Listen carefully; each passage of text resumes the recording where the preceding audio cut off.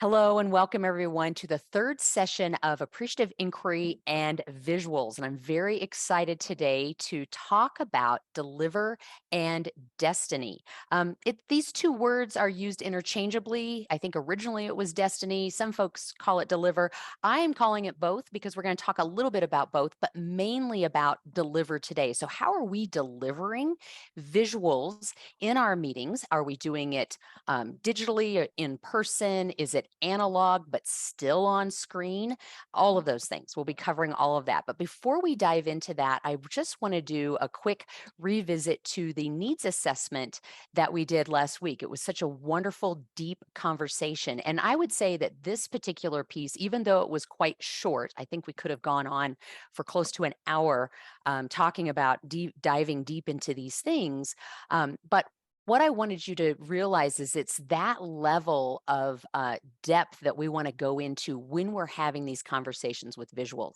A lot of times, as we're facilitating, we have these wonderful conversations, but we need ways to visually capture that so that that can live on.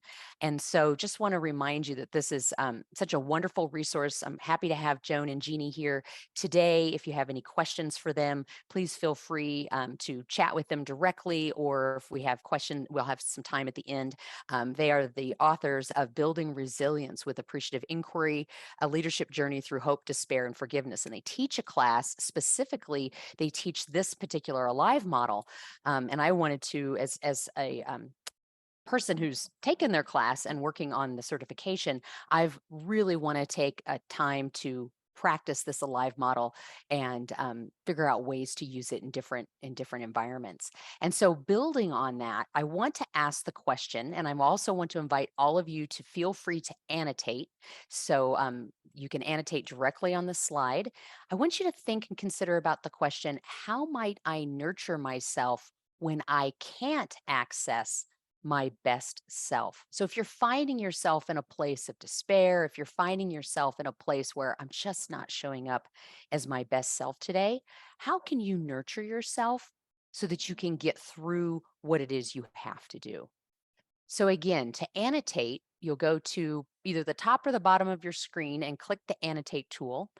If it's not there, then at the top of your screen where it says that you're viewing my screen, you may see, view options, and you can go to view options and click the annotate tool and click the text tool, and you can type directly on there. Great. And I'll put up a timer and I'll give you 2 minutes to consider this question, consider this inquiry, and write on the page.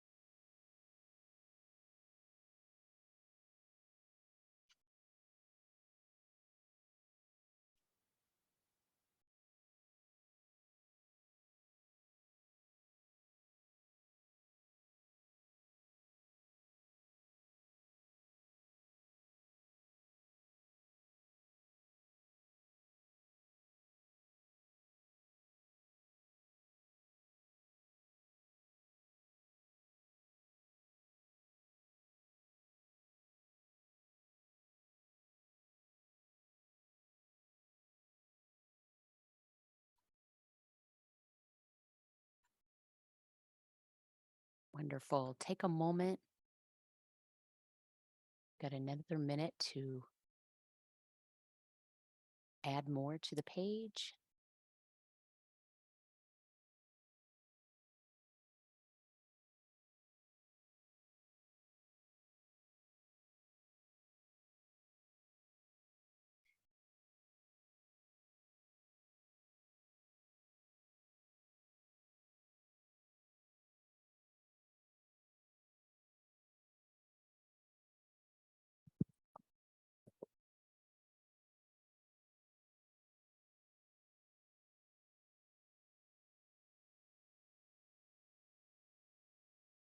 Sorry about that.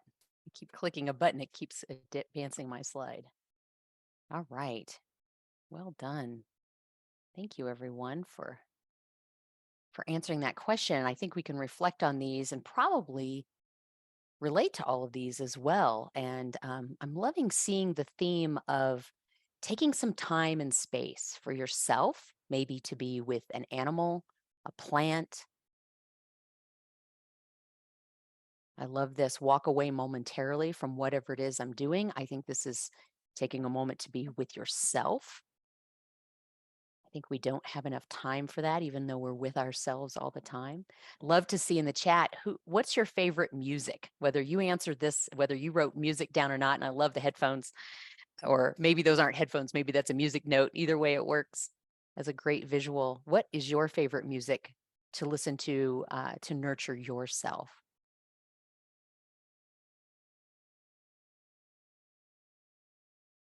I like this. Take any small step forward and keep swimming. Oops. Go deep breaths and take a moment to acknowledge I am not at my best. It's okay. It will pass. It's not a permanent state. I think that's such a healthy point of view.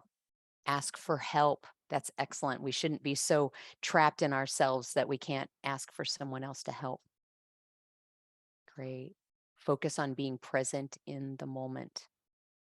What are some ways that we could be present in the moment? Feel free to unmute and share whether you wrote that or not. What are some ways that we can be present in this moment?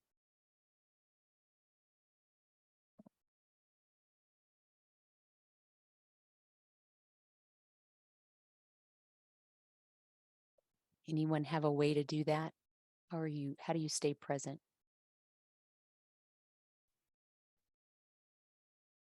Yeah, Matt. Yeah, like 3 deep breaths and 3 long exhales while really being conscious of like my feet on the ground, my bum in the chair, my back. Mhm. That is excellent. And I love that longer exhales because it actually slows down the heart rate, blood pressure, all of that. Excellent. That's excellent Yeah. advice. Thank you. And the vagus nerve. Yes, that's right. So many ways to reset the vagus nerve, right? You can go on YouTube and find 50 different ways, and they're all wonderful to be able to do that, taking that time and space. I love the two that say, lighten my load of things to do and give myself permission to take it easy. I think that's something that we get so caught up in our day. I've heard somewhere that we often overestimate what we can do in a day, but we often underestimate what we can do in a year. And I think we oftentimes forget what we're capable of and what we should probably give ourselves some space to have the capacity to do, right? We may be capable of doing things, but do we have the capacity to do it all? Excellent. I'd love to hear from the person that wrote, apply what I have learned from conversations worth having. Pause, breathe, and get curious. If you don't mind unmuting and saying more about that, because I Sure. haven't taken the class, but I know it's out there. Yeah. Okay. Yep. That's me. So conversations worth having, for those who don't know, is also rooted in appreciative inquiry. And it's one of those things when we're in a conversation that isn't quite going where we need it to go, or it's having that effect in us, we can just pause, take a breath. And I do, Matt, I love the deep exhale, and get curious, what might be going on, what might be happening here. And that's what I try to do with myself. Like, why am I not accessing my best self? What's stopping me from that? And that's what it is. It's pause, breathe, get curious. But I'm looking at all these, and I want to thank everyone for everything they've shared, because I'm like, oh, and I could do many, many, many more things. These are all wonderful ideas. So thank you. Yeah. Wonderful. Thank you so much, Kelly. And Anne, you're writing to stay present, focus on the screen, the person, listen well, don't worry about taking notes, chats, etc. So being present with the person. Anne, would you like to say more about that? That's wonderful. Well, it's something I noticed when we did the exercise last week. I was watching the video and I noticed that about myself, especially when it feels like the pace is going hard, or I've come into it distracted and then I find like I'm trying to catch up the whole time. That's it's recorded or the resources are there. If I miss something, don't worry that I'm capturing everything. Just try and tune in and soak in what I can through one or two modes like listening. Yeah. And then I know that I can come back and catch other things later. So just like, it's about the learning in the moment. That's right. That's right. Wonderful. Thank you so much for sharing that. Yeah, staying present is so important in our work, and that's something that we can call it advancing or improving our appreciative or our um, self-awareness, our emotional intelligence. All of these things can build and can contribute to that in terms of staying present. Excellent. Anything else anyone else would like to add, either to the page or unmute? Feel free to unmute. I'm going to take a picture of this because this is great stuff. Well, something I'd add was just starting the day. So I have sort of a morning ritual that I start the day, and I tend to have better days when I do that. I love that. Yes. I call that bookending. So is there something that we can do at the beginning of the day and something we can do at the end of the day to begin and end with intention and kind of reflect on what happened today or what do we want to intend for today? And to having those bookends can be very, very important. That's excellent. Thank you for that reminder. As we sit here and reflect on this, I'm thinking of all like 10 more things I could share with you today, but we have a very packed day full of resources and things that I want to share. So let's get right to it. I have taken a picture of this, so I'm going to clear this out. You can put away the annotation tool. We won't be needing that again today. So our purpose of this 3-week course, so check me on this, is to learn practical applications of integrating appreciative inquiry and visuals into meeting design. I'm hoping that you've gotten that. And if you haven't gotten that, then please take some time in the next couple of minutes to either type in the chat or write it down for me so that I can answer at the end of the day your questions so that you can get clear on what appreciative inquiry and visuals mean in terms of meeting design. And today's session, what the purpose is to consider the different ways to deliver your visual templates as part of your facilitated process. So I'm going to go over lots of different ways to do that today. Already we talked about how can we nurture ourselves. We're going to do a quick Padlet review. And then I'm going to talk about some organizing structures. Now, this is also just pretty much how do we create a visual agenda? What does that look like? Prior to the session and during the session. And then I'll talk about going big. So what does it mean when we're going big on paper, or what does it look like when we're going digital? I'll answer any questions you have about the tools and the things that I'll be sharing today. And I'll also be sharing lots of resources with you as well. And then I'll talk about following up. What happens to these visuals after the session and what are our next steps? And then of course, hopefully we'll make some time to answer more questions, and I'll stay after today. Oops, looks like my logo's in the way here, but we'll also have a wrap up and this exercise and another visual exercise that I'll share with you called Learn, Do, Thank. And then the payoff is now you'll have many options to deliver your visual templates. So I want to go ahead and talk about the Padlet. So let me share that with you so that you can see it. And I still have some work to do as far as the Padlet goes because I have added several visuals down here that you are welcome to. I've added some instructions, but you're welcome to copy, draw your own, download them. All you have to do is click on the actual picture. And from there, you should be able to, it looks like you can copy a link. Let's see. Download. So you can download the attachment. And if you want to see all of the images, you can just use the area up here to go back and forth. And if you see an image and you're like, what was that again? Just go ahead and close it. And you'll see that I've added some text with each one of these. So again, you can use these however you wish in your work.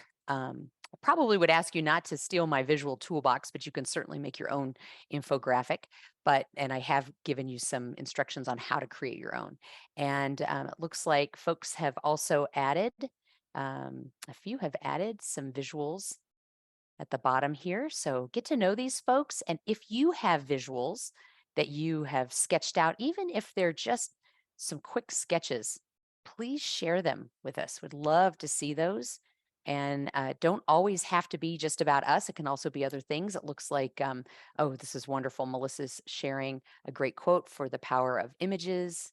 So if you have any other resources, this is her first infographic. Well done. Great. And there's lots of great resources out there where you can get these types of graphics and put those together. And we'll keep going because I think Susanna has one. Yes, wonderful conversation happening here. She's got some great icons as well. So this again can serve as a repository for all of us to be able to share resources about visuals, about appreciative inquiry, and how maybe those two things can come together, because there really is an unlimited amount of ways to be able to put all of this together. Now, in the very this is our very last session, so I've created a checklist for you for the deliver phase. So please be sure to use that as a starting point and add to it. So what do I mean by that? And I also want to share with you, Mary, if you don't mind, go ahead and put a link in the chat. I have, upon request, thank you so much, Deborah, for asking the PDF to be interactive. So what I've done is I've given you access to the entire PDF. So this is all of the handouts that I've given you so far. It's all in one PDF, and you'll see there's blue boxes here, so you can just click and type in there if you have something to type. I tried to get the little check boxes to work, but for some reason they wouldn't. But this is also, again, a great checklist that you can keep adding to. If you want to copy and paste this into a Word document to make your own, that's fine. But in the delivery phase, I still would want you to go back to the design checklist for this last checklist, because there's so much here that you're going to want to add to how are you going to prep for your meeting, whether it's digital or if it's, well, I should say online or in person. But again, always going back and making sure, and should be the very first one, and I'm sure it's on the design, is are we answering the desired outcome? Begin that session with an appreciative tone, and then consider the following as a service mindset. So consider keeping that service mindset. Are you using appreciative inquiry and visuals to support those desired outcomes, the group's needs? Remember, we had a needs assessment that we did in addition to the one that's resilience based, and then managing those client expectations and making sure that everyone in the room has a voice and a way to contribute. So equity also means accessibility, right? So if that means turning on closed captions or making sure that wherever you're meeting in person, that people can get into the space, all of these things are important. So that's more on the facilitation side, but of course, it's something that we need to all be mindful of. And then using visuals to help clarify by making abstract ideas more concrete and serve as a change management tool. And so I'm going to talk about a couple of change management tools today as well. And then follow up, creating a follow up document so those visuals can continue to bring life and vitality to the efforts that have already been contributed and made.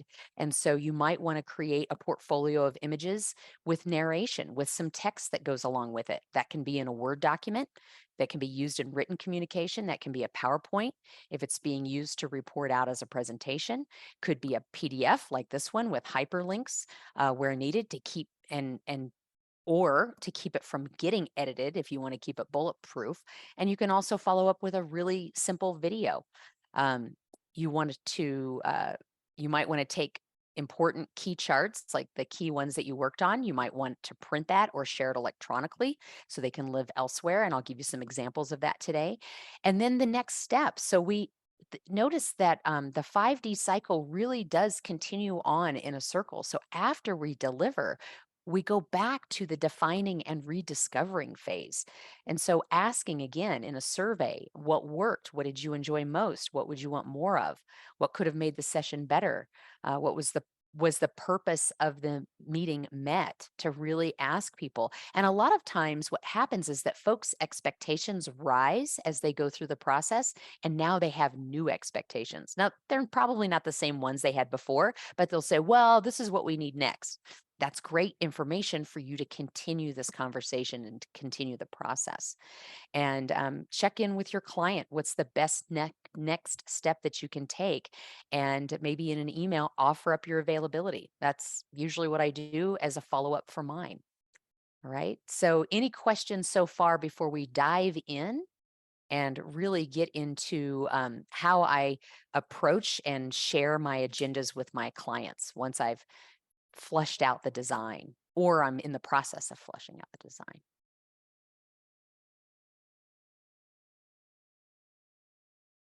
All right. So I'd love to share with you some of the agendas that I've made in the past. Now, don't laugh at me at this one because it's my very, very first one. It was the first meeting that I was going to facilitate. And it was actually a summit with hundreds of people. I don't know why I decided that that was going to be my first try out of the gate, but I had some really wonderful mentors that helped me with this process. And so I created this illustrated co-facilitation guide for a summit. This was back in 2015. And again, I had some really great mentors, but I created this very basic agenda. This was a full day summit. Actually, it looks like I was doing most of the work in the afternoon. I was there all day, but we had I had about 5 minutes of co-facilitators giving their introduction, and then we got into this low-tech social networking, and I'll go into all of this in just a moment. We had a fishbowl exercise, and then we reflect and prioritized these things. I gave the co-facilitators some objectives. I held a training prior to the summit, and then at the beginning of the summit, I also gave them about 20 minutes to ask me questions. I gave some notes here, talked about discovery, the AI process. At that point, I had not discovered Sustainability Garden, so I was still using ground rules. But we had this really great interactive way. Everyone was drawing a portrait of themselves and then looking around the room, talking about how they were connected, what organizations they were a part of. So if you would like a copy of this, I'd be happy to share it with you too. And I also give credit to where these ideas came from. So if you want to check out some of the books there, we had a fishbowl exercise. So visually, I wanted them to set the chairs up in this way. Asking two main questions: how can we help each other? What else can we do or create? And then asking them to reflect and prioritize. So I created charts for each one of the rooms. There were probably I'd say about 10 different breakout rooms because it was a pretty large summit. And I gave everyone the supplies that they need. So this was a chart that I gave them sticky notes and markers. And then after each session, I would go in and take a picture and also pull this so that it would be in the main room so that people could walk around the room and see what some of the other groups had also come up with. And you'll see here, that's exactly what I did. I was using the room as sort of the agenda, showing everyone sort of a gallery walk of everything that they talked about. And then taking those key ideas, I had everyone dot vote. So literally hundreds of people in a line going up to one big piece and dot voting. And it was a wonderful way of prioritizing as a large group, and a very fast way of collecting so many wonderful ideas and then prioritizing them. So I put up what the top 10 were. And then I noticed that there were some pieces that probably needed a little bit more attention, and I called them the hidden gems. So these were ideas that were valuable, but maybe got a little overlooked. And just as, did they need to go back and do these things? Not necessarily, but I wanted to acknowledge them, and people really were grateful for that. So that is just one way where I created the guide. It was part of, wasn't part of the proposal, but it was a part of, once I got the job, it was part of going forward. How would this look? And So that was my very first one out of the gate. Later on, when I started working in Washington, D.C., I would have lots of different, I would have to create these facilitation guides for the facilitators because they were actually not facilitators, they were consultants, and they didn't know how to utilize me. So I would meet with them, sometimes with the client, and ask, what's the objective of the meeting? What's the desired outcome? And they would give me a high level agenda. And then I would say, okay, here are the visuals that we're going to use to accompany that. And they needed, in some cases, they needed quite a bit of instructions. And so here's my objective, here's my top high level instructions. And then with each activity, I talked about, okay, here are the visuals. I think in this case, these were all maybe flip charts. But and some of these are meeting principles. What are we going to engage in? And so these were some examples of what we would do. And I would also give them all the instructions, what they would need to talk about. In some cases, I would give them and provide them with questions, some inquiries, some discussion topics. And so they would lead the meeting. And as a visual practitioner, I would create all of the visuals. Okay. And sometimes we create worksheets for folks. This could be for participants to mind map for themselves. So sometimes there's handouts. And this would have just been, I just printed this out, of course, back then, but this would have been something that would have been sent to the consultant and maybe the client so they got an idea. But the participants wouldn't see all of this. What they would see is just one high level agenda when they walked into the room. Okay. So that's when I was getting really granular and co-creating with other facilitators or practitioners where they were going to be out and leading the meeting. Now that we're online more, I create I have two different online tools that I've used. And if any of you have these, please, if you have something like this or you use something different, please let us know. For this particular class, and when I'm also facilitating meetings, I create what's called a flow document. Now, avert your eyes for a second because this one's very long. And right here, I've set it up and I'm happy to send you a generic version of this, but I put the picture right up top of what it is I'm teaching or what meeting I'm facilitating. So I have a visual right away that helps me have this clue, because if I have, dozens of these, they all start to look the same. I've got all of the dates, important information at the top, the Zoom links, the passcodes, notes for my tech host. And then I create, many of you have used something like this. It's like a facilitation guide, right? It's giving me the times, maybe even the time zones, what's going to be happening, the activity, who's going to be in charge, and then what's happening in the chat, or a whole column for the tech host if there's production notes that need to happen. And so this is what I call as a flow document, and that's sort of the flow of the show. So I'm happy to give you one of those generic ones. Oops. And then another product that I've used is called Session Lab. Very similar. It is a paid subscription, but it works great if you have big teams, things like that. You can certainly use the flow chart that I showed you. That's just in a shared Google Drive. So that's ultimately free unless you're paying for Google storage.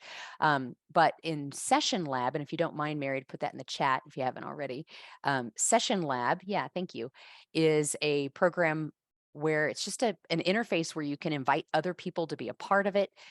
You can actually start the session and this will keep the time for you, which is excellent. So you can tell it how many minutes you want this to be, and it'll tell you what the timing is.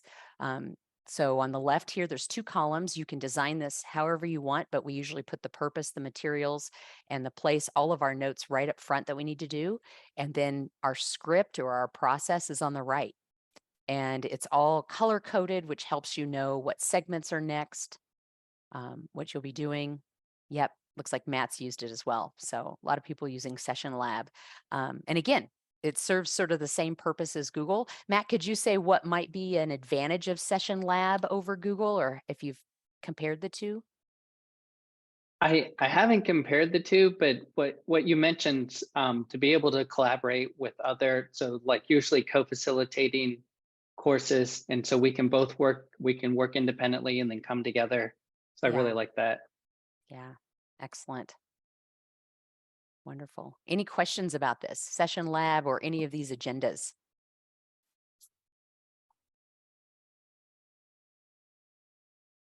Does anybody else not use something and thinking, oh, this is good? Maybe there's something you've learned or gained here. Yeah, Susanna. Yeah, well, I'll definitely put a pitch in for Session Lab. I always create my agendas on there.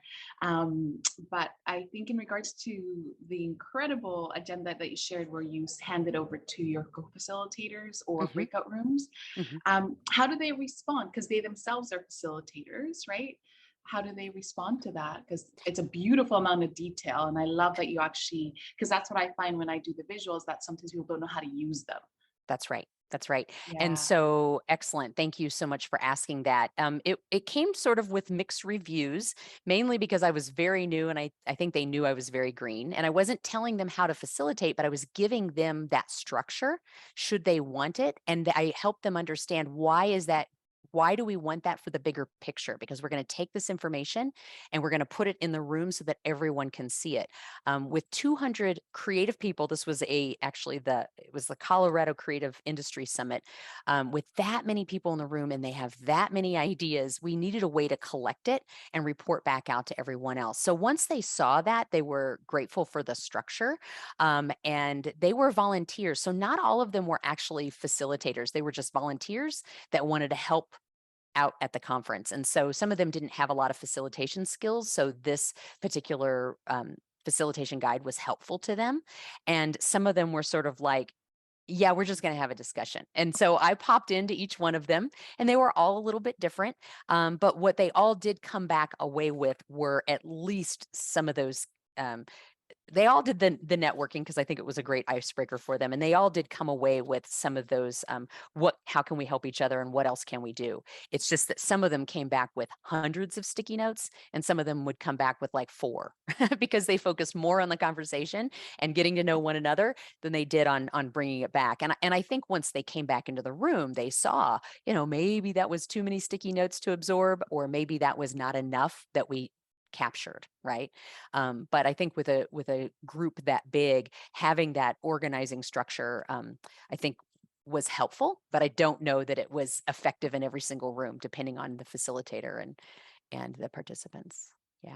Thank you, Thanks, Susanna. Heather. Yeah. Joan. I just wanted to add something. Some of the work that Jeannie and I do, we use these kinds of things, Google Docs, Session Lab, Teams projects, all kinds of them, not just to map out the session, but to map out the entire project. So the piece that Heather's talking about, whatever happens on a specific day, kind of sits within this larger document of what is the lead group supposed to be doing on Tuesday, and what's the core group supposed to be doing on Friday, what's the writing group supposed to be doing next week. And so people can see the entire thing from beginning to end. And so we use this kind of process for that as well, to map out the entire project from beginning to end. Wonderful. That is so great to be able to see that, right? So that we can see how it's connected and that we're all working towards that desired outcome. Yeah, that's so great to be able to imagine in the bigger picture. Thank you. Yeah. Anyone else, questions or anything you'd like to add?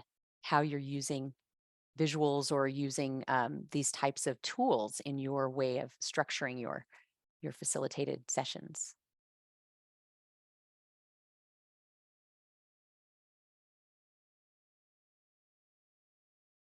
Okay.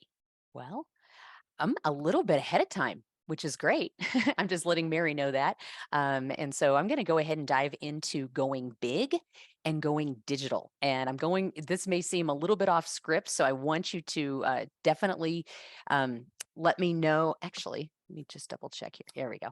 I just want you to feel free to unmute at any time because I'm going to get away from my desk and I keep looking over here because I have my Wally over here and I need to set my camera up so that you can see that.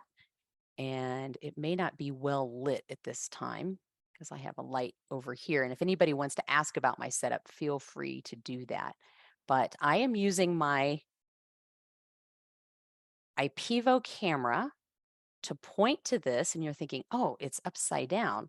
Well, the IPEVO camera won't flip the other way. So I have to go into my video settings in Zoom and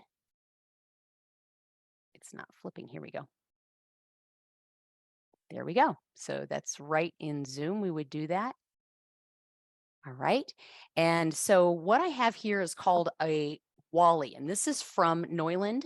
And I will give you, if you don't mind, Mary, put in the chat the link to the Neuland tools.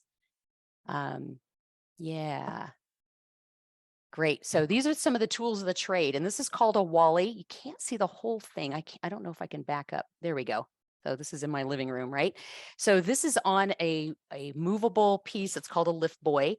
And what's great about this particular tool is that it's got about 50, I want to say it's about 50 meters of paper. It could be 25, but the idea is that I can prepare a bunch of different templates and have it up and ready to use. I can add sticky notes or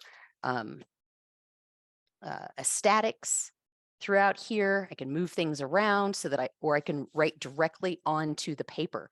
And so this is just a chart that I had for another client. We're operationalizing the vision and what activities we need to do. It was at the end of last year, so it was Q4, and then what were we going to do in Q1, 2, and 3 of the future year? Of course, starting out with the goals first, and then determining those activities. And as we were having this conversation about the activities, we started coming up with what are the supports, what are the challenges. And so this is a really great tool. It has a little marker tray here. The lift buoy has its own tray as well, so that you can store more things underneath it, and this whole thing rolls around.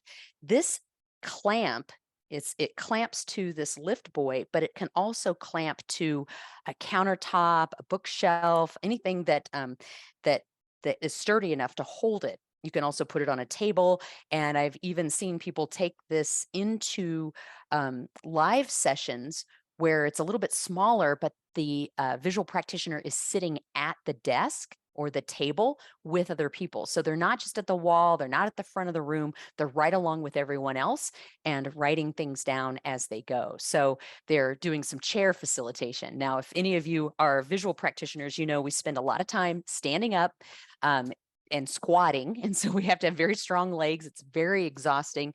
We have to wear very comfortable shoes. But I've seen some visual practitioners that are actually sitting right along with everyone else and doing the work. And so that's changing. What I absolutely love about this tool is it made being a visual practitioner more accessible. So now folks with mobility issues and wheelchairs can now become visual practitioners, which I love. Yeah. Can I just ask you a quick question? Yeah, absolutely. Why the Wally over like a smart board? I mean, I Excellent noticed the question. Wally's matte, first of all, and a smart board's going to have that reflection if you want to use it on Zoom versus live. So that's one obvious advantage. But I'm just interested in, why this over that. I mean, smart boards are a lot more expensive probably than that, but I'm just curious as to why one over the other.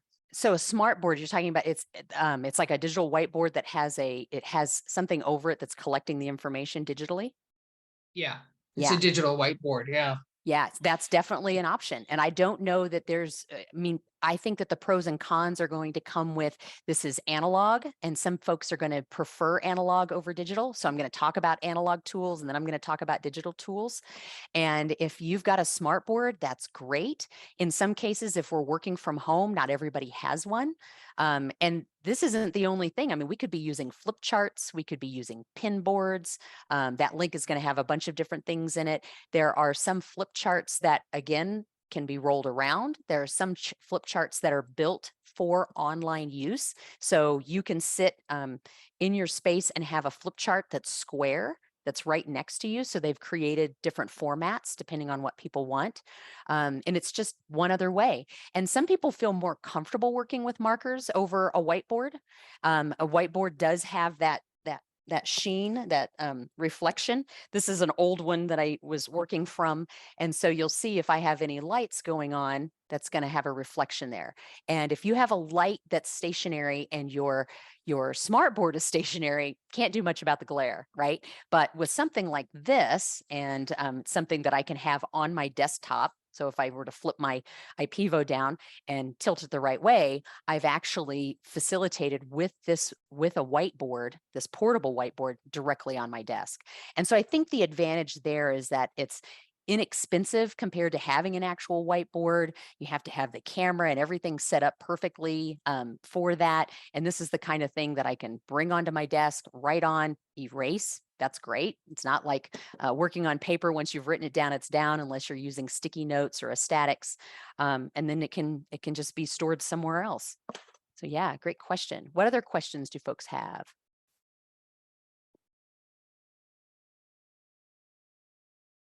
Okay. I do have a question. So, and I know Heather, you and I have talked about this before. Yeah. As you know, as people are returning, I know that hybrid meetings are starting to grow. So how, and this might be ahead of the discussion, because I know you said you were going to mention analog and digital tools, but how do hybrid meetings impact facilitation and or visuals? Absolutely. In so many ways, right? We're impacted so many ways. I do want to just quickly address that. I don't know why that chat's not working. I think Noyland's page was down for a little bit this morning, but maybe Mary's got it working again. We'll see. But if not, don't worry. I'll send you the link later on. So as far as hybrid goes, that is a big question. And so what I like to do is, yes, you've got your desired outcome. So that's the number one key. I look at 3 ways when I'm thinking about hybrid. I'm thinking about engagement, making sure that the people online are engaged and the people in the room are engaged, and that you've got activities that are together, that you've designed them to work for both, that things are happening efficiently. So making sure that you have a tech host in the room and you have a tech host online, and also that it's equitable. So making sure that the bandwidth for everyone is that everyone has bandwidth, that everyone can be able to see what everyone is doing. I call this E3ing your meetings, right?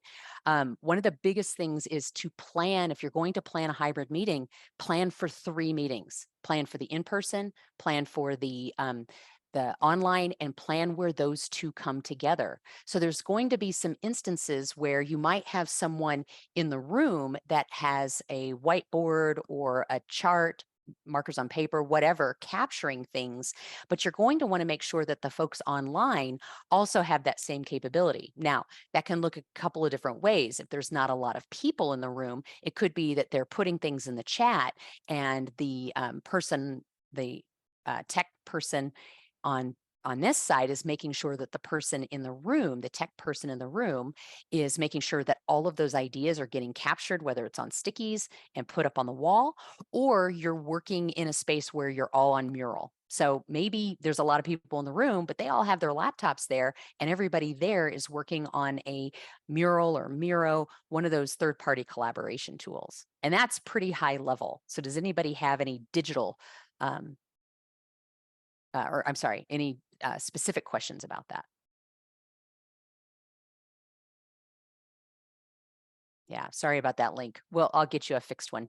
I think their site is just, or that particular feature is messed up. All right. So in that list, I also talk a lot about what we could write on. So I talk about the different furniture, whether it's the Wally or a flip chart or something like that. I also have a list of papers. This is actually called a wish list. You don't have to buy everything on it. It's just like if you see something, you think that's a great tool, I want to be able to utilize that. I have different papers. I only give my kit, which is a lettering kit with the markers, but you can certainly click on that and then go see all the variety of markers that they offer. I also mention, I also have on the list this whiteboard, and they've split it up. It used to be 2-sided, where one side was a chalkboard and the other side was a whiteboard. Now you can buy either whiteboard both sides or chalkboard both sides. Chalk is a little messy. That's more for signage. Like if you wanted to create a sign that was just going to stand somewhere, but you wanted to erase it and redo it, that's what I would use the chalk for. I would use the whiteboard more for meetings. They do have whiteboard markers, and they come in both wedge and round nibs. I will say this, that even though Neuland markers are refillable and the nibs are replaceable, the ink for the whiteboard markers from Neuland, you cannot ship it to the United States without paying like a crazy fee. There's something about what's in that ink that they don't want it to go out of country, or you have to pay like a hazard fee, which is nuts. But anyway, I just want to give you that warning that if you do decide to go whiteboard, you may consider, if you do buy Neuland markers, they're about the same price as Expos or whatever, but they may be a little bit more expensive because they are refillable, but it's hard to get the ink in this country. So I talk about that. I also talk about these particular templates. If you are working analog and large, like on paper, sometimes you have to draw a Venn diagram, or sometimes you have to draw a hexagon, and they are very difficult to draw quickly. So I actually designed these plastic, they're actually acrylic templates, and this comes completely apart. So there's 5 different circles, and it looks like 4 different hexagons. And this is just another thing that I invented as a visual practitioner. I needed this fast. And there's these funny little markings. I don't know if you see them, there, these crazy little markings all the way around. And there's instructions on how to draw the perfect Venn diagram with those. So just wanted to throw that out there. Yeah, so thank you, Melissa, for sharing that, Wally. And there's some extensions to it. So if you do decide to go bigger, you want to be able to show more in house. If you're in an in-person, there are extensions that go on the sides of these that extends this out double the size. I don't have them because I use this only online. And if I got it too big, then that would mean that the camera needs to be further away, and then it's harder to read my writing. And so I use really big markers to write with this. I usually use, they call them the number 1 and the big one. And so I use those markers to write with them so that you're able to see the words. And this is still pretty far away. I would normally zoom in one more click like this so that you could see. And as you can see, I mean, I could futz with the camera a little bit, but it fills up almost the entire screen. Yeah. So any questions about any of these analog tools before we move on to digital? How did you just do that Zoom thing? Oh, that's on the IPEVO. Yeah. So that's on the document camera. It's got a Zoom feature right on it. Okay. Yeah. Great question. Anyone else? So you've seen the analog on my desktop, right? So let me do that. Let me switch that really quick. I'm going to stop sharing just for a moment so that you don't have to avert your eyes as I make everyone ill. And so again, this is the IPEVO VZR. Sorry, there's the VZX and the VZR. This is the VZR. The VZR does not have a battery pack, but I don't think you need one. But I wanted to show you because I'm going to show you what the digital looks like. So my digital setup is pretty straightforward. It's an iPad. That's what I'm using. I'm going to flip this over so that I've got this on my right side. I use an app called Adobe Fresco. Now you can use, a lot of people use Procreate. If any of you are visual practitioners, please put what drawing apps you use in the chat for everyone to be able to see. But this is Fresco, and I like it because it does both vector and raster drawings. And I don't know of any other drawing app out there that does that. So what does that mean? So that means that I can draw a very clean line, or I can make something look like, oops, I need to bring this forward. It's not working now.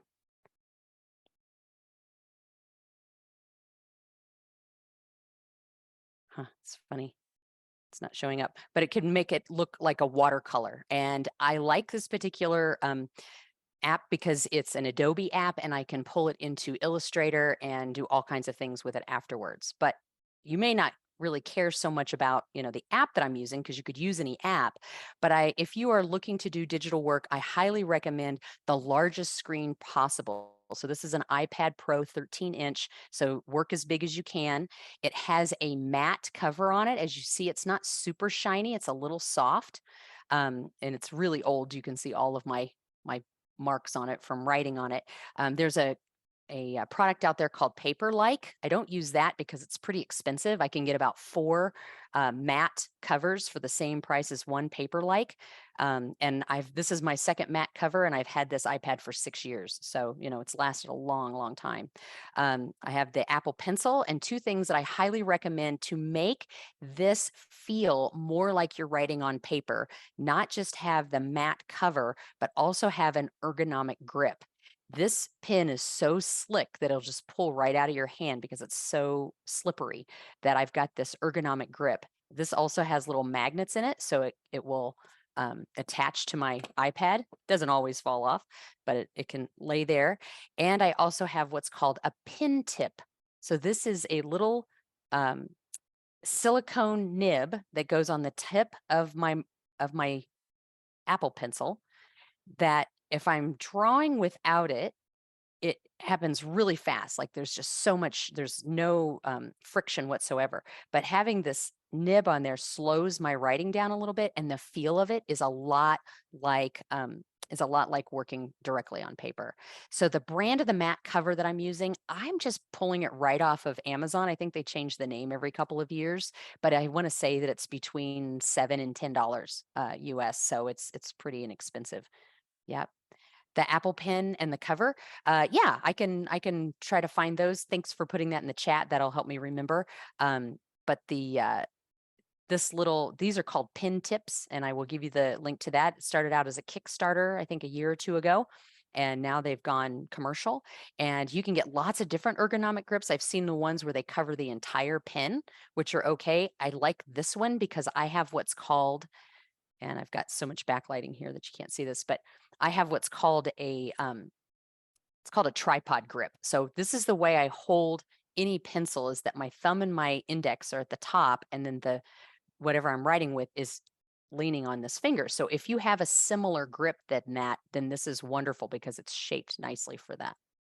Yeah, good idea for holiday gifts. Yes, it's a great thing to ask people for because these are pretty inexpensive little items.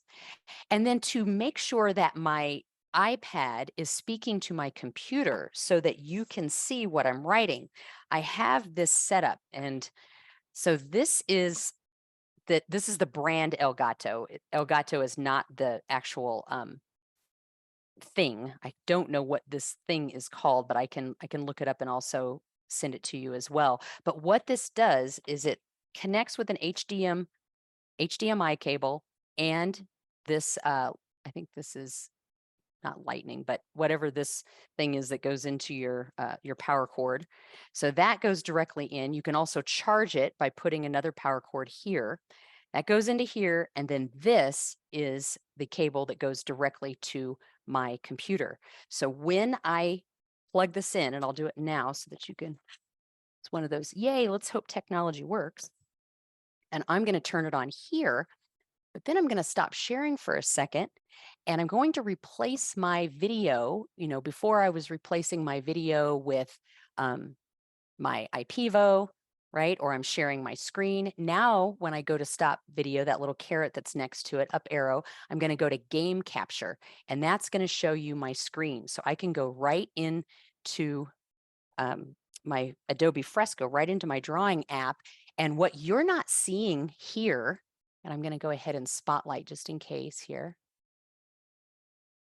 What you're not seeing here are all of the layers. I have a ton of layers that are over here, and you're not seeing them, and you're not seeing any of my tools over here. I'm also zooming in and out like crazy, and you're not seeing that either. So you're not getting any dizzying effects by watching me work. So I can come in here and write all kinds of words, do drawings, and you're seeing it live, but you're not seeing me zoom in and out to be sick. And I know that Procreate has that feature as well, but so does Adobe Fresco. Yep, UBC. Thank you for saying that. Yes, I'm using a Mac computer, but this also works on a PC. And if you want to know, just if you need some technical assistance, I'm just going to say this in the video. And if you don't mind Mary writing this down in our notes, that I would highly recommend Muddy Schlegel.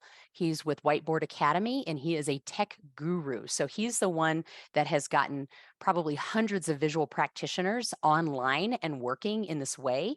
And he's also available if you want to hire him for consult, or if you want to hire him as a tech producer. He's someone who goes into really, really big conferences, and he has his office. He's probably got 9 different monitors and all the tech needed to produce just about anything.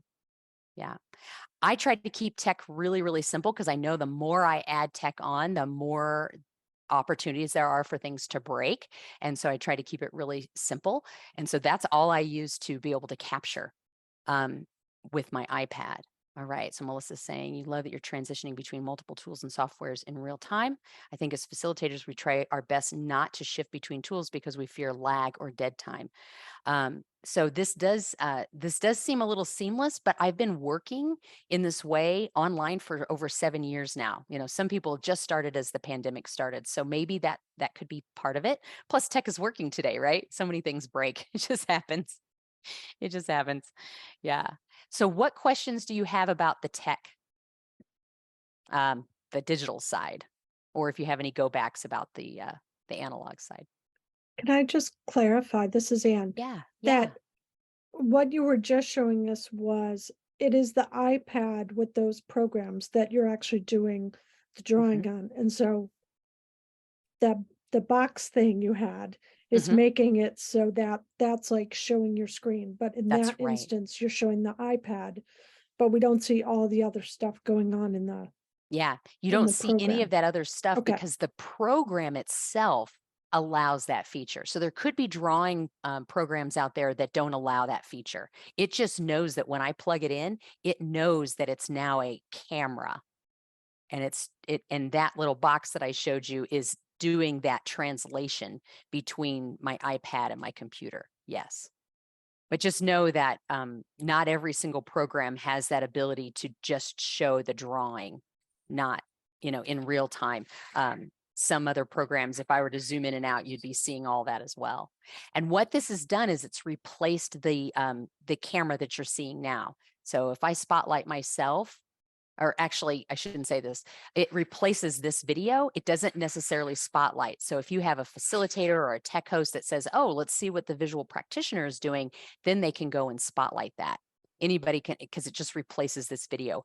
I cannot show that and myself at the same time. It just replaces my video. I guess I could try it. Let me see if I do content from second camera. Yeah, it's not the right camera, but it should work here. Yeah. So now, no, it just replaces me completely. Even if you go and look at my picture, you don't see my hand waving. You just see both what's spotlighted here and also my video. So it just totally replaced me completely. So you don't get both me and the iPad at the same time. Yeah. There's other technologies out there of mirroring and things like that that you can use that are Bluetooth, but I like this one because it's stable. I haven't had any issues with this. I think the only thing that could go wrong is if the HDMI cable goes out or something. Yeah. Yeah, Matt, you have a question. Yeah, I was just curious, like, so I noticed throughout the workshop, there were times when you were drawing and we saw your hand, and then you just showed a way where you can do it without seeing your hand. So do you have a typical way that you decide which to do and when? Yeah. That's a great question. When I'm graphic recording, when I'm purely doing graphic recording work, someone else is facilitating, or if people are talking and it's just a one-way conversation, then I will use my iPad because they don't need to see what's going on in the background. If I'm facilitating, and especially if I'm doing like a RACI chart or the one I showed you, operationalizing the view, where we might have a bunch of sticky notes, I want them to see my hands I want them to see my hands in the video. I want them seeing me move things around. And I want to be able to, if I'm facilitating, I want to be able to have them to see me as a person putting all of those things out. If I'm just facilitating and then boom, an image comes up and boom, another image comes up, people don't know where that's coming from. It's not interactive enough. It's sort of like watching TV, but they're not really interested. They're going to sit back and they're not going to be as engaged. If they see hands in the picture, even if they don't see my face, they just see the hands, say with my document camera, they're going to be more engaged because they're going to be like, what's she going to grab next? What's she going to write next? It's a little bit more interactive. Yeah. Good. Does that answer your Thank question? you. Yeah. Yes, thank you. Thanks, Matt. Melissa, you had a question. Yeah, so so I know that there's a lot of stuff out there, tools out there that are Bluetooth. So would you, so this is two questions. So even though Bluetooth was nice, because then you're not like tethered to your laptop or device, are you leaning more towards wired? Always. Options? Always, always, always, always. That goes for headsets, cameras, everything. If it can be wired, I will do it. If that means I'm close to my computer, right? So I have built it so that's by design, because I also want all of this stuff in my backup battery in case something goes down. So everything is plugged into a backup battery. So if for some reason the electricity goes out in my building, and you can buy backup batteries that'll last for 10 minutes to hours, and mine will last up to 20 minutes. And then that way I can at least tell everyone in the group, oh, my electricity's gone out. We've got a few more minutes. Let's wrap up this conversation. And here's our next steps. Here's what we're going to do next, right? And the reason why I don't like a lot of Bluetooth is because things happen, things get disconnected. I can't tell you how many times all of a sudden my husband will be using his mouse over there, and his mouse is going all over my screen. It's like, wait a minute, what happened? Somehow one of us has connected our Bluetooth element to something else. And so although I hate wires and I love the idea of being more mobile, if I am in a room in person, it's a hybrid meeting, and the only way to do it is to have Bluetooth, because we've got to be able to pull people into different rooms, or because you've got to walk around the room. I totally understand. But I always say go with the most reliable source. Otherwise, you're going to spend a lot of downtime trying to fix problems on technology when you should be working on focusing on what's needed in the room. Yeah. My second question is, because of all the wires, then do you use a docking station or a portable docking station when you're working with clients or anything like that? No, but maybe that should be good. That would be good. Maybe some other people have some solutions too. I'm not saying mine's the only way. I just try to keep it as simple as possible, right? Try to keep that stress level down. Yeah. Yeah. Anyone else? Questions, additions, ideas? Because I'm not the only expert in the room. We have a whole room full of experts here. No? I have a question. Yeah. Do you have any tools or resources that maybe that you've mentioned that maybe are strictly for Apple products? Because I have Android. Yeah. And it just went out of my head. Yeah, it's okay. The stuff, the other stuff. Yeah. So, because I'm not very versed in those, I mean, if you don't have an iPad, but you have some other type of tablet, this works as well. I believe this might be specifically for a Mac, but this particular unit, when I give it to you, it'll say what it does or what it is. I'm sure there's ones for PC, because my friend Muddy Schlegel, he's all PC. And so he'd be a great resource to go to as well. I wouldn't say that anything I did was strictly Apple. The iPivo works on Macs or PCs. Yeah, I think it's all pretty interchangeable. Do I know all the tools? No. Sorry, I don't know. No, all the tools that's okay. Thank you. And thank you for giving me the name PC. That was where. Yeah. Well, yeah. Whether it's Android or whatever, whatever brand. So, yeah. All right. Well, let's take a 5-minute break. Let's take an 8-minute break. Sorry, Mary. Let's take an 8-minute break, because I always think 5 minutes is never enough. If we could take an 8-minute break, and when we come back, I am going to be talking about some follow-up, delivery, next steps, and I'd love for you to be thinking about what other questions do you have, since this is our last session, because I want to make sure that I answer as many as possible. So Mary, do you have a timer? Excellent. So let's spotlight you and I will turn. Do you want to do music or would you like me to? Okay, I will do the music. And so if you hear the music turn off, then you'll know that it's time to come back. Here. Okay, so just wanted to talk a little bit more about the tools, and I'm really excited that I did find a better link. It seems that the file that I was, or the link that I shared, I think it may not have been good, or there might have been an issue in Noyland's website, but I've used the link here, and it looks like Mary has put the link in the chat, so hopefully it'll work for you as well. And this is taking you directly to a wish list that I created on Noyland's website called AI plus visuals equals meeting design. So if you click that link and it looks like this, that's great. And there you're going to see all of the products that I've talked about today. There's a few extras here. This is a flip chart that I own. Now they probably have at least a dozen different types of flip charts. So look through and compare closely if you're considering a flip chart. I personally love this one because it is on wheels. It shows it horizontally here, which is great for online. It can also flip vertically. And the cool thing is that it can also flip so that it's horizontal and it can go up and down. So it's sort of like a cocktail table. Or if you're in a large, I've been to conferences where they've had dozens of these and people would gather around and be able to draw right on them. So this sketch at work is a lot of fun. I've had mine for about 4 years now. Love it. Okay, so this is the paper roll that goes with the Wally. It says it's 50 centimeters tall, and it looks like it's not saying, maybe it's 25 meters wide. Yep. If you're into pin boards, now I do own this pin board as well. Can't answer all the questions about their pin boards or flip charts because they have so many, but this is the one that I own. Pin boards are great because they're like a foam core. They're very lightweight. It's like having a wall. You can take it anywhere you want. This one is both horizontal or you can arrange it for it to be vertical as well. And just for me personally, I've used a lot of their different walls, and I have found that as I get older and I have arthritis, I can't carry those walls and put them together and carry them around as easily. But the pin boards are very lightweight. So love that. And thank you, Mary. She's putting a link in the chat. I don't get a kickback from this, but because I am a Noyland ambassador, I can give you 15% off one order. So just different products in here that I like. I love this My Clipboard.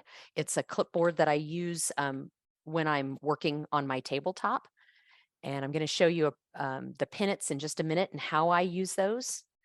And then also they come in sticky notes as well. And I need to look up the one that's square that I showed you earlier because I think that's a great one. I talked about the chalkboards and the whiteboards. And so here's some chalk markers. Again, all of these markers are refillable and nibs are replaceable. It's the whiteboard markers that you have trouble getting the ink. Then I'm showing my hand lettering kit. If any of you are interested in lettering, I do teach a class specifically for facilitators and trainers. I have a book that I wrote about lettering that's specifically for title types of lettering styles. And the colors that I show here are ones that I teach in my class because I teach a hierarchy. I use these specific markers to show you how you can organize the information on the page with lettering with these particular markers. And then the orbits and the hexets, those are those templates. You screw off that little middle part, and then you have all of these templates that you can draw from. I talked a little bit about the rectangular cards, but they also have oval and round sticky notes, and some of them are quite big, so they can be used from across the room to show people where to go. They're great for wayfaring signs. And then I talked a little bit about the aesthetics. These are they're sort of like sticky notes, but they're made out of a recyclable plastic. And they stick by static electricity. Love those. And I think earlier I may have mentioned when we were drawing people in that first session, this was the sticky note that's shaped like a person that sometimes I draw, or you can actually write people's names on it. So I just think that's a great product too. So if you're looking for some of those products, you might poke around Noyland. If you're in the United States, the only way to order is through their website, and there are other countries that have distributors as well.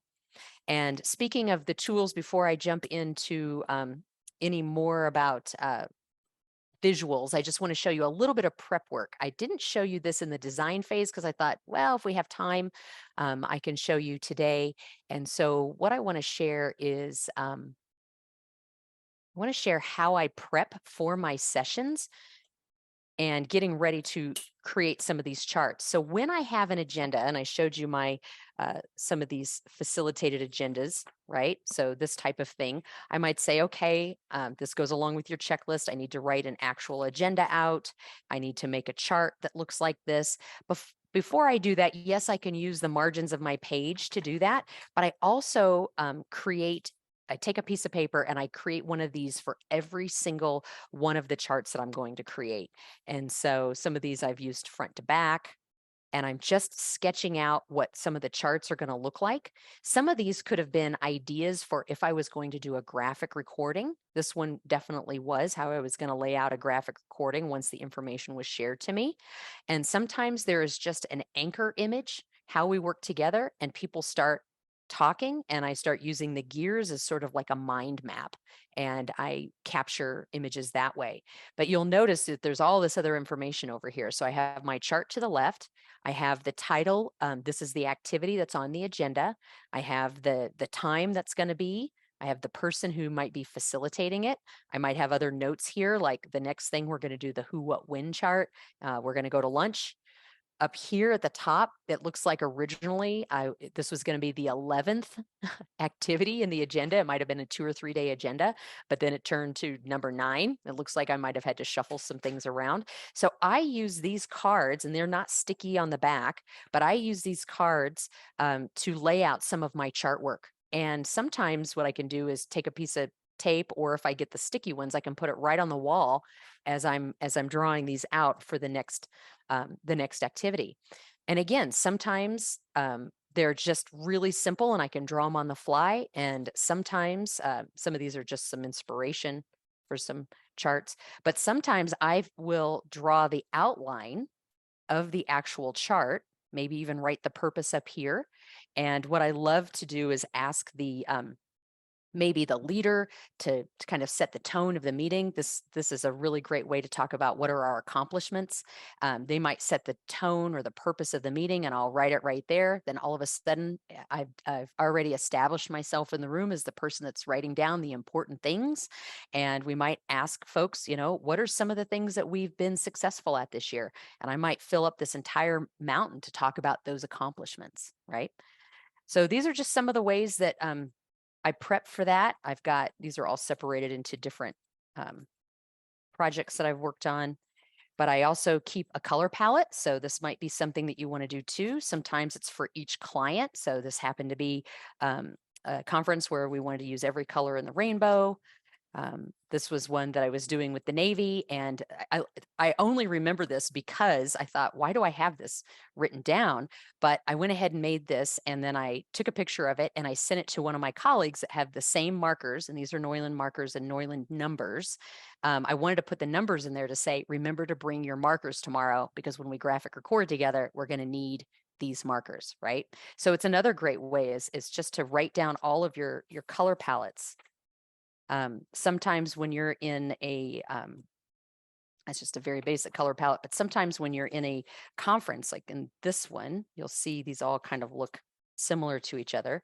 I was working with a couple of colleagues, and I said, okay, when we're in this particular breakout, we're going to use these colors. When we're in this breakout, we're going to use these colors. So different rooms would have different colored markers in them. So it was just a way of organizing them if you're working on a team of several visual practitioners. So those are some of the colors. Then I get into some lettering. And then icons. So a lot of times we need to be able to have what's called an icon library. If you want to have, if people are speaking, are these thoughts? Are these abstract ideas? Are these facts? Are these potential things? Does something need attention? Or is there a conversation going on? So each one of these containers can be really helpful for you to create a consistent visual language to let the audience know, how you're framing these different types of things. Sometimes it's just good to have drawings of people, different body parts apparently. And some of these drawings, I have it in here. But there's some of these drawings that I just use over and over. I don't draw children a lot, so I always have this just so I can refer, because children have different proportions than adults do. And it's also good to know, what are different flesh tones and hair colors that go well together, and to have those markers right at hand and convenient. And also just to have, different faces. If you're going to draw a lot of different faces, to have that as a library on hand too. And these are small enough that if your back is turned towards the client, or if you're just creating this in your studio before you go in, you can hold it in your hand and draw it as a reference. There's my people that I draw almost all the time. Okay. And then those were my charts.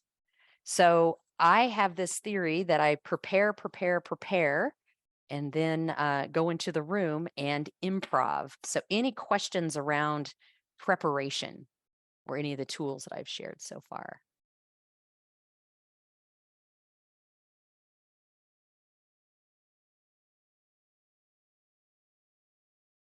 All right.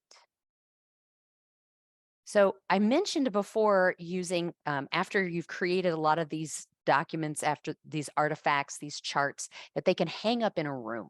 And so what I'd like you to do is imagine, once you've created 3, 4, 6, 8 or more of these, hanging them around the room, how powerful that can be to see all of the different pieces. But sometimes when you get into a room, it's not really built for visuals, right? So there's one instance where it was a 3-day offsite that I was co-facilitating with another visual practitioner. So we were both taking turns doing both the facilitation and capturing the visuals. And every single wall in the room, except for the room that was at the front, the wall that was at the front, and it was classroom style. So we know that's not very engaging to have a classroom style setup. Only one wall in the front with a small whiteboard, which sometimes they're a little too high because people in the back need to be able to see it, but they're hard to work on because there's several feet above that you can't really reach. That was the only space that we could actually put a working chart. The rest of the walls were full of artwork. Now, were they paintings that were, you could touch? No, they were prints with glass over them. So after each time I would finish a chart, I would actually tape it over the artwork. I wouldn't touch the artwork, but I'd tape it to the walls. And so when you get into a space, if you haven't been in the space before, be sure to ask the client, what does the space look like? Can you send me, can you just describe it to me, or send me a drawing if you have one, and figure out where the doors are, the plain walls are, so that you can hang all of these up. Because you don't want to roll up that conversation and tuck it in the corner. You want people to be able to see it, especially if it's a multi-day or a full day event where people can continue to reflect on it. Now, I mentioned that you might want to have an agenda. And so a lot of times we think, oh, flip chart. Well, this was a 3-day event, and I knew that we didn't have a lot of space. Now, I did create I created 2 before we went in, because I kind of had the layout and I knew that we were going to fill up the walls with charts. So I didn't want the agenda to take up all the space. And so I created a vertical agenda because I knew that there was a space between 2 doors that there was nothing there. And so I actually wrote the agenda in a vertical fashion using using several strips of paper. It could have either been in a roll or a flip chart paper cut in half and just stripped down. And when we got there, that wall had a fire extinguisher on it, and it had a bunch of other stuff. It was like, I can't cover this up. I legally can't cover this up. So I quickly took the strips of paper and went horizontal, and I hung them around the top of the room all the way around, because nobody's going to use the top of the room, right? So again, sometimes you have to get really creative, and I try to make those agendas be visual. So either having an icon, and in this case, and I wish I had a copy of it, but it wasn't something I kept, but it was literally every single activity was a visual itself with a word inside of it. And so having those visual agendas helps people stay in that visual mindset, and oh, here's what we're doing next. Yeah. So we've got some great things. We use clotheslines because you had no space for visuals. That's excellent. That's brilliant. Yes, absolutely. So any other ways you can think of hanging visuals, please share in the chat or feel free to unmute. Yeah. Great. So let me show you some other examples of visuals and how they can live on, or how they can be used in your work. And so these are going to be right off. Yeah. Somebody have a question? Deborah, So, do you have something to add? Yeah. yeah, hi. I do everything virtually, so I stay in the virtual world, no problem. And I have a question. I've been trying to articulate it, but it's going to be messy. A messy Okay, question. spit it out.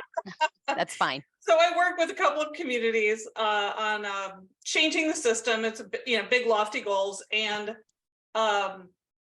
in the process of them moving through delivery implementation, which I think is the hardest part, I really feel like I want to or feel compelled to try to keep the momentum up in a visual way as their facilitator, because they go back into their jobs, it's all virtual, right? We don't have these like physical touch points. And so I'm just like, I'm just trying to like kind of envision ways that I can perhaps maybe put together like a scrapbook. Again, this is a messy thing, or, here's what we've done so far.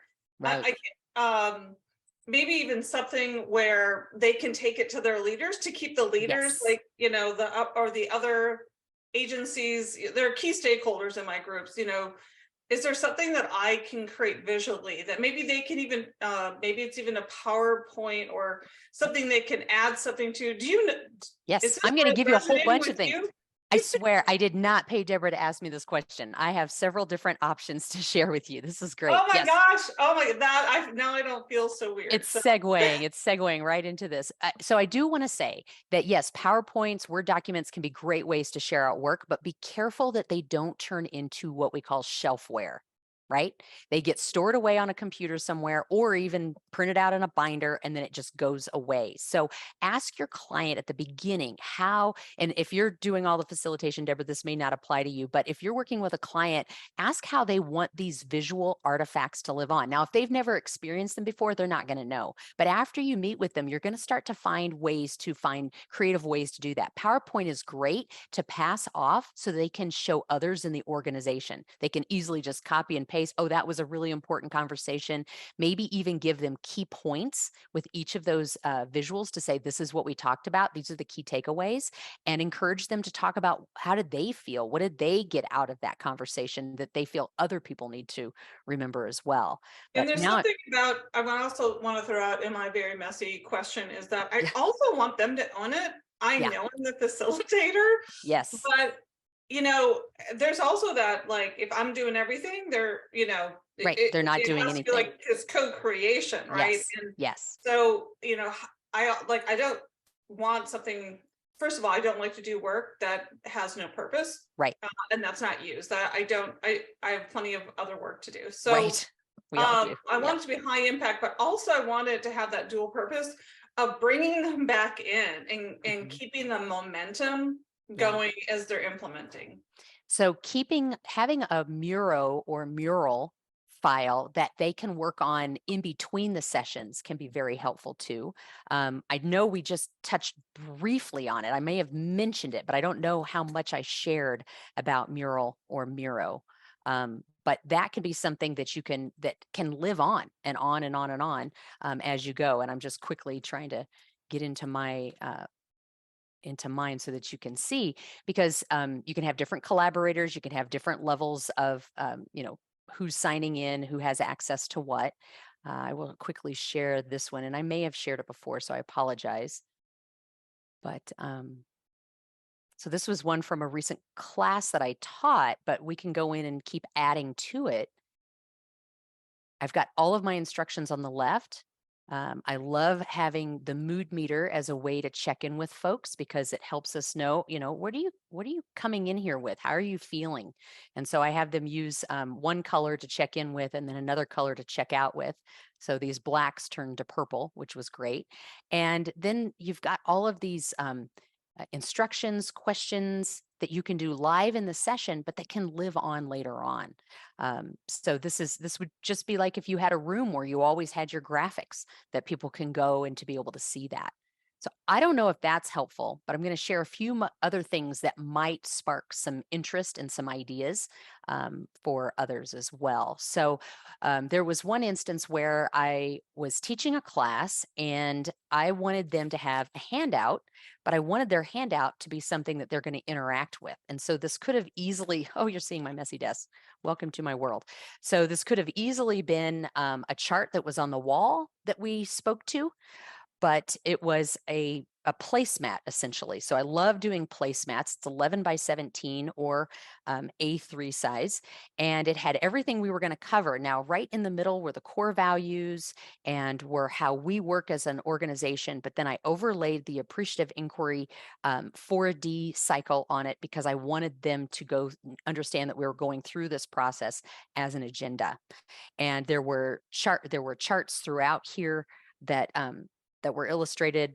Again, I was co-facilitating with another visual practitioner. And so this was in front of them. And so whether they were looking at me or the other facilitator or the wall where we were drawing on or this, they had everything they needed in front of them. And when they walked away, they got to take this with them. So it was everything we covered. It was essentially a whole worksheet or a whole workbook in one page. And there's just enough space in here for them to take notes if they wanted to. Now, there's some cases where you build something like that mural, that big mural with all of that information, and you want to be able to report it out. Now, this is a great time to, if you're not a visual person, to hire a visual, either a graphics person or a visual practitioner. And in this case, this was actually probably the 5th or 6th version of this particular, what we called is a conversation map. And this is a wonderful change management tool to keep that momentum going. So we had conversations about defining what it was we were doing. We had conversations about the benefits. We had what are these enablers or could be resources? What are some of the, the no kidding facts? And then what is this going to look like in a dream world 20 years from now, right? So as you can see, this is a draft, and I kept this big and red and on here because they would come back to me every week because people would go out, take this actual piece of paper, have conversations with other people as a change management tool. They would take notes and come back and say, we need to update this. We have new and better information that we want to be able to add. So this can be a great tool if you want to partner with a visual practitioner, graphic designer, illustrator to help you be able to take large amounts of information, turn it into something. And if you're working digitally, this can live somewhere. This can be a digital file that is continually built on a shared file, right? If you want something that is that kind of lives in a workbook sort of fashion. So these were from one event. I sat in the crowd and I created sketch notes. So these were actual size. These are just a photocopy, but these are actual size sketch notes. They're back to back. So about every half hour, somebody new would stand up and start talking, and I would start drawing out everything that they were saying. And at the very end of this, I mean, geez, there's probably 12 or so in here. I bound it, got a back cover and a slick front cover, and then drew this piece and had that bound, and that went out to everybody that was in the meeting. Right? That is so cool. Yeah. I just want to say that is so amazing. So and that's really good job. Well, thank you. Thank you very much. So this is helpful for that type of thing, but you could also just have one that you send out as a digital file and you tell people, print this out and put it next to your desk, right? So now you've got a job aid. So job aids are fantastic for that. Another thing, when you talk about working with leadership, this was a project that I did. I used to work for Korn Ferry. Some of you may have heard of it. It's a leadership development company, and I was just starting out as a visual practitioner, again partnering with someone else that was also a visual practitioner in a completely different office.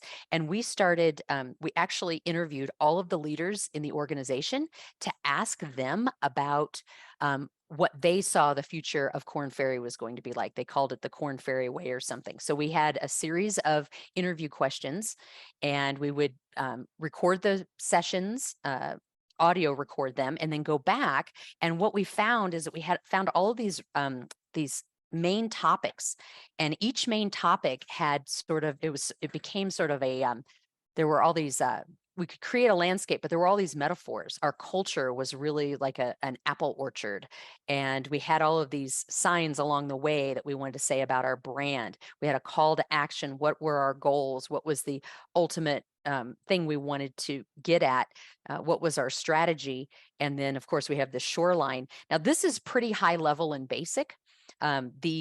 The original one has a lot more information in it, and it had a whole backside that was key quotes from the leaders in the organization, and those went out again as conversation pieces for the mid-level managers, so that they could really talk to the vital many is what we called them, the rest of the workforce, about what it was we were trying to do in this large organization. We were trying to instigate change.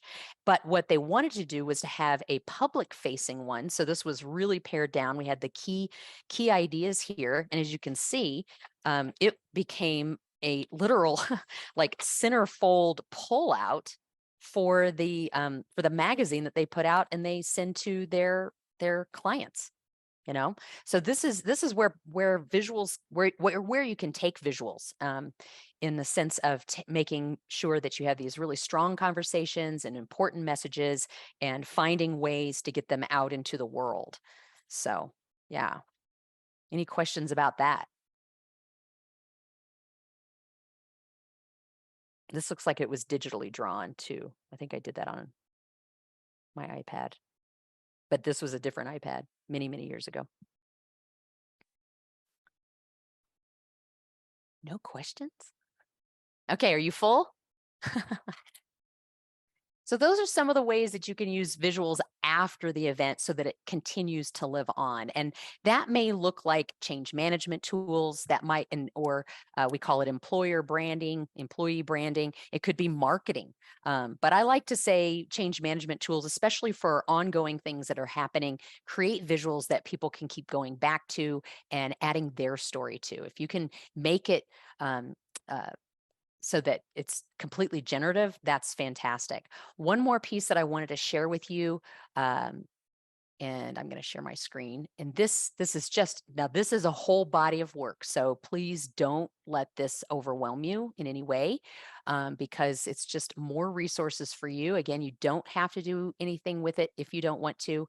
I just want to make it available just in case you're interested. And what this is when I was on the visioneering team in Washington, D.C., there were 7 visual practitioners and facilitators. We all worked together.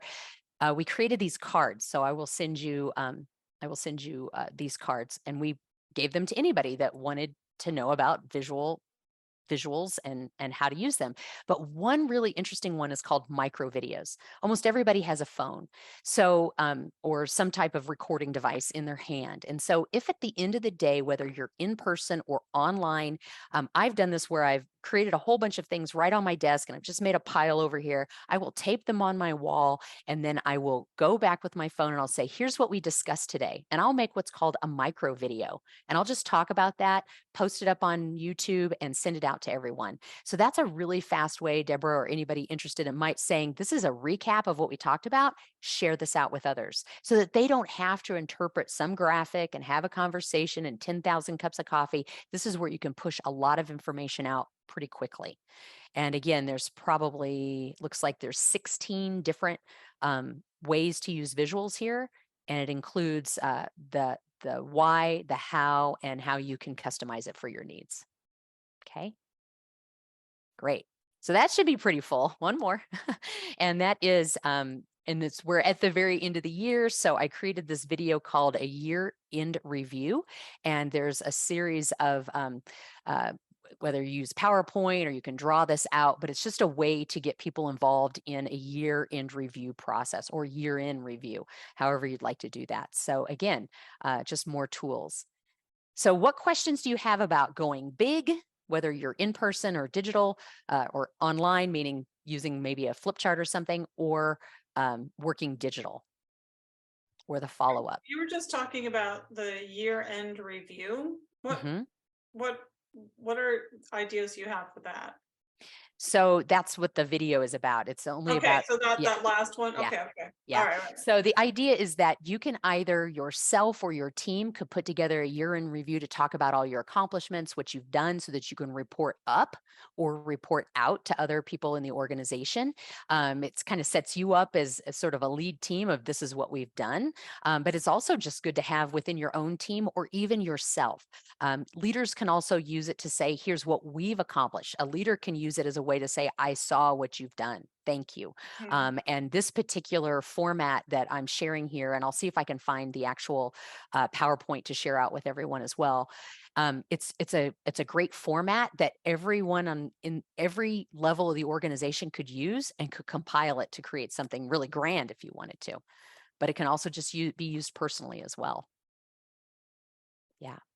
What do you Great. think about this idea of maybe even doing, since we've had a lot of different key stakeholders coming in and out, doing like a super short survey of like giving us a couple of words or something? I'm trying to find a way to connect people back in also, but I don't want to like strain them on their time because they're like, oh, not another email from It's Jen. tough, isn't it? It's Yeah. like people get survey fatigue. I know, I Then know. one word, does it really say what, does it really make a difference? And I think for the most part, what I love to hear are stories. If I heard one great inspirational story, that would inspire me more than a word cloud, honestly, you know?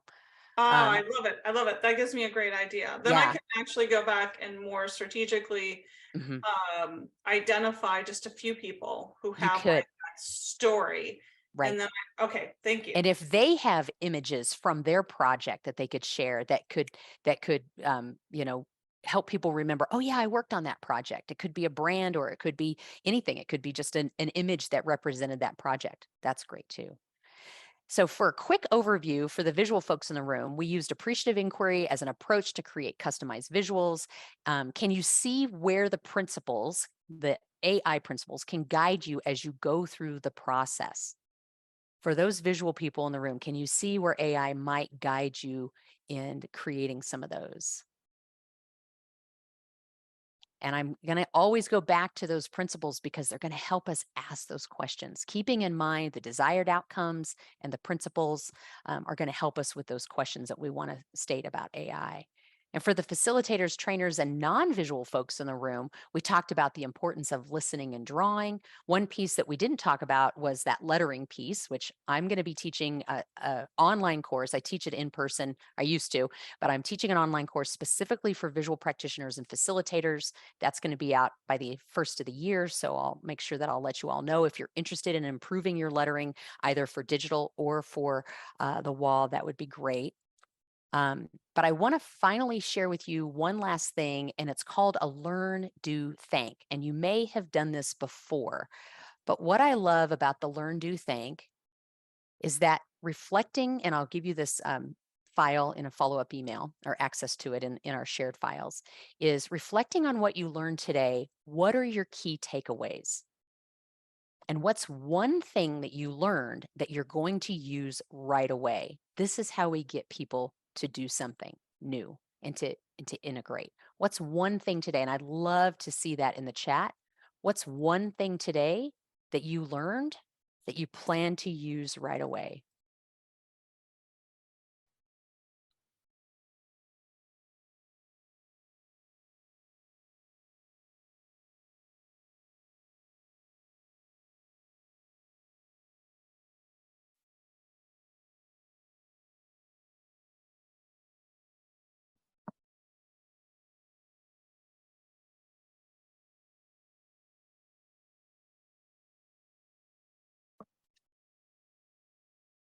Was there a tool? Was there a technique? Was there an idea? Maybe I shared something and it sparked a totally different idea. What's that one thing that you plan to use today? I'd love to see that in the chat. I'm glad you're not afraid of them, Joan. That's good.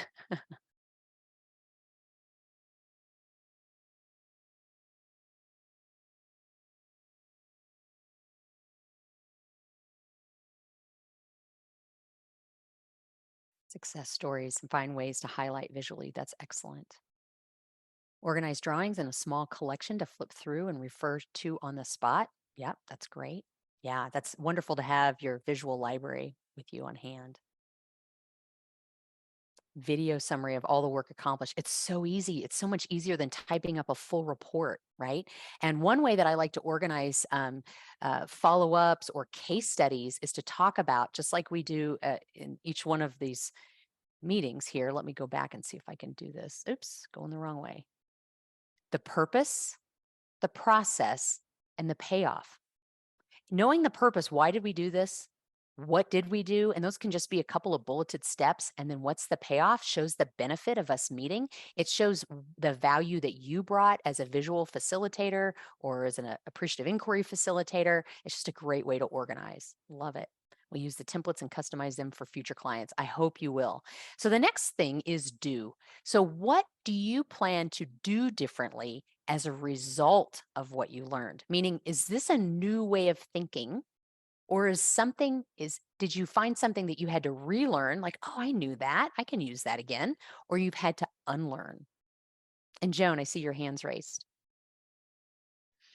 I'm just kind of thinking about the kind of quick videos, working in particularly face-to-face situations, quick videos.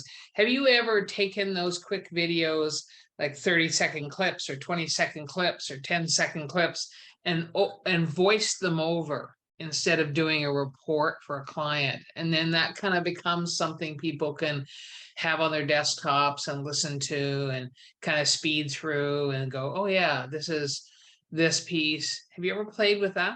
Yeah. So one of the things that I like to do, especially with that year-end review piece, is you've got the year-end review. When you see that, I talk about how to collect that information and then how the different ways to share it out. And I think a video is a great way to do that. If you have a compilation of videos on your computer with a certain client, and even to put all of those together, whether people are talking or not, maybe you show their voice if they say something really strong and impactful, and then say, remember when we did this, and then a follow on was this. It's almost like I'm narrating a year in review at the very end. Unfortunately, I don't have any of those. So much of this stuff goes out the window and I forget to keep it. So much of what you've seen these last 3 sessions are things that I've kept. But yeah, there's lots of great ways. That takes a little bit of post-production afterwards, to be able to put something like that together, but you can decide how polished or how raw you want it. And I always, I try not to over complicate or overwork or over polish anything, because everything seems so temporary anyway, right? So what can I do to, again, always go to that desired outcome, or what's that intention that I'm trying, that message that I'm trying to portray, and how quickly can I get it out to as many people as possible, if that's what the intention is. So yeah, good. And then finally, what are you grateful for? Now, it's easy to say this as an appreciative inquiry person, to say, I'm grateful for everything that I've learned today. I'm great.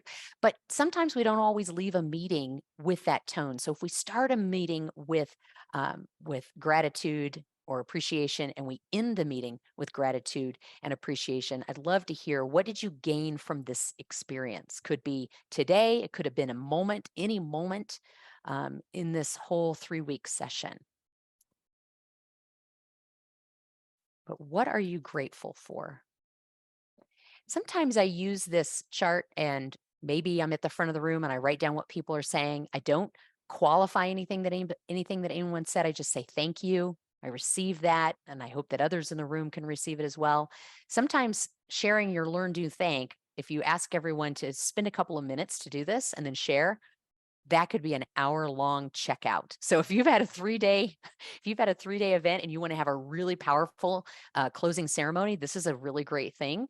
It's also something that sometimes I just flash up on the screen and say, choose one of these, take a moment to reflect, and then go do that when you leave here.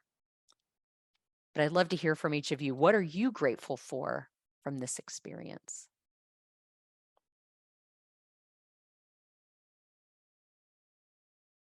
Yeah, thank you, Susanna. We do have some brilliant people in the room. I just want to remind you to go back to that Padlet. It'd be so important to see if we keep building on that. It would be great to stay in contact with each other.